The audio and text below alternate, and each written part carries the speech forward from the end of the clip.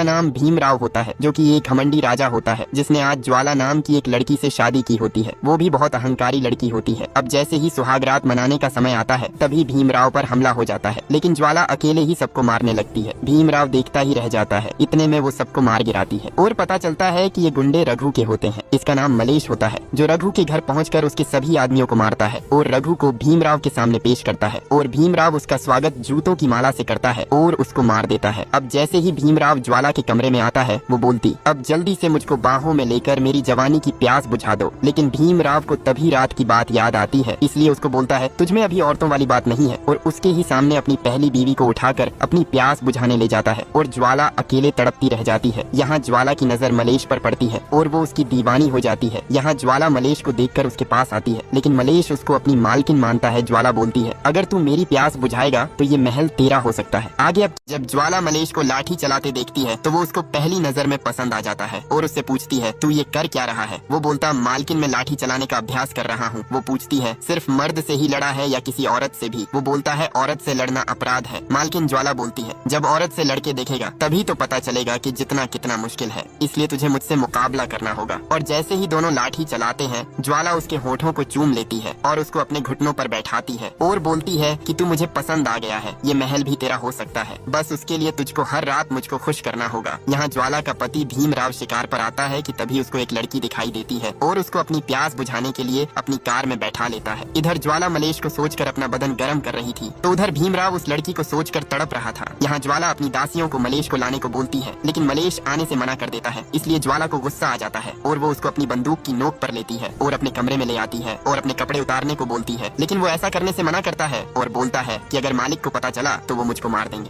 ज्वाला जबरदस्ती रघु को अपने कमरे में ले आती है और अपनी प्यास बुझाने को बोलती है, लेकिन मलेश बहुत डर रहा होता है। तभी भीमराव भी कमरे की ओर आ रहा था। मलेश बोलता है, अगर मालिक को पता चला तो वो हम दोनों को मार देगा। ज्वाला बोलती है, अगर तूने अभी मुझको ठंडी नहीं की तो मैं तेरी जान ले लूंगी। अब जैसे ही मलेश कपड़े उतारने को होता है ज्वाला हंसने लगती है और उसको बोलती है कि मैं तुझसे बहुत प्यार करती हूँ और तुझे भी मुझसे प्यार करना होगा, और उसको जाने को बोलती है कि अब मेरा मूड नहीं है। तभी भीमराव कमरे में आ जाता है और आते ही ज्वाला के सामने एक लड़की का गुणगान करने लगता है जो उसको जंगल में मिली थी। भीमराव की भूख प्यास गायब हो गई थी। वो एक बार उस लड़की के साथ सोना चाहता था, इसलिए मलेश को बुलाता है और उस लड़की को ढूंढने को कहता है। अगले दिन मलेश उस लड़की को लेकर भीमराव के सामने आता है। भीमराव उसको देखते ही खुश हो जाता है। वो उसको पानी बाहों में लेने ही वाला था कि मलेश बताता है कि मालिक ये मेरी बीवी है और इसके लिए मैं अपनी जान दे भी सकता हूँ और किसी की जान ले भी सकता हूँ। ज्वाला ये सब ऊपर से देख रही और उसको बहुत गुस्सा आता है कि मलेश ने शादी कर रखी है। भीमराव अब अपना हथियार निकालता है और उनको मारने के लिए आगे बढ़ता है। भीमराव महल में उस लड़की के सपने देख रहा था जो उसको जंगल में मिली थी। वो उसकी लेना चाहता था, लेकिन वो लड़की उसके नौकर मलेश की बीवी निकालती है। इसीलिए भीमराव को बहुत गुस्सा आता है, लेकिन वो नाटक करता है और मलेश को उपहार में 10 एकड़ जमीन देता है। लेकिन ज्वाला को ये सब देखकर बहुत जलन होती है, क्योंकि वो मलेश से प्यार करती थी और उससे अपनी पुंगी बजवाना चाहती थी। यहाँ दासी उस लड़की को ज्वाला के पास चलने को कहती है। यहाँ ज्वाला उस लड़की को मलेश को छोड़ने को बोलती है, लेकिन वो लड़की मलेश से बहुत प्यार करती थी और उसके साथ पूरी लाइफ बिताने को कहती है। ये सुनते ही ज्वाला भड़क जाती है और उसको सोना चांदी दौलत अपने सभी जेवर भी उसको देने को बोलती है, लेकिन मेरे मलेश को मुझसे छीन लेने की बात दोबारा मत बोल देना। अब जैसे ही मलेश अपनी बीवी को लेकर जा रहा होता है भीमराव उसको रोकता है और बोलता है कि मैंने जो 10 एकड़ जमीन दी है उसको संभाल और इस तितली को मेरे पास छोड़ जा। मलेश बोलता है, मालिक आपने तो हमारी शादी कराने को बोला था। भीमराव कहता है, शादी तो तू ही करेगा, लेकिन इसकी पिच पर बैटिंग पहले मैं करूंगा। ये सुन के मलेश को गुस्सा आ जाता है और बोलता है, अगर दोबारा तूने ये बात बोली तो मैं भूल जाऊंगा कि मैंने कभी तेरा नमक खाया था। भीमराव जब मलेश से कहता है कि तेरी बीवी के बिस्तर में पहले मैं जाऊंगा तो मलेश को गुस्सा आ जाता है और बोलता है, अगर फिर से ये बात बोली तो तेरी दोनों टांगे चीर दूंगा। भीमराव ये सुन के भड़क जाता है। तभी उसके आदमी उन दोनों को चारों ओर से घेर लेते हैं, लेकिन मलेश में भीम जैसी ताकत होती है और वो उन सभी को मार मार के सुअर बना देता है, लेकिन वे सभी मिलके मलेश को बंदी बना लेते हैं। भीमराव अब उसको मारने के लिए आगे बढ़ता है और उसकी बीवी मलेश को छोड़ने की गुहार लगाती है, लेकिन भीमराव उसको अपनी बाहों में पकड़ लेता है। भीमराव बोलता है, अगर तू मेरी बात मान लेता तो आज तुझे मरना नहीं पड़ता, लेकिन तभी ज्वाला उसको बचाने आ जाती है। भीमराव कहता है, तू मेरी बीवी है या इस नौकर मलेश की। तभी मलेश अपनी बीवी को लेकर वहाँ से चला जाता है और भीमराव उसकी बंदूक छीन लेता है और जैसे ही उसको मारने वाला होता है ज्वाला बोलती है, अगर तू इतना ही बड़ा मर्द है तो उसको महल में नहीं बल्कि गांव के बीच सबके सामने मारना होगा। इसलिए भीमराव उसकी बात मान लेता है। दरअसल ज्वाला मलेश को पसंद करती थी और उससे अपनी गर्मी शांत करवाना चाहती थी। यहाँ भीमराव के आदमी उसके सभी गाँव वालों को मारते हैं और उन पर बहुत जुल्म करते हैं। भीमराव कहता है, मैं उसकी बीवी को उसके ही सामने बिस्तर पर लाऊंगा।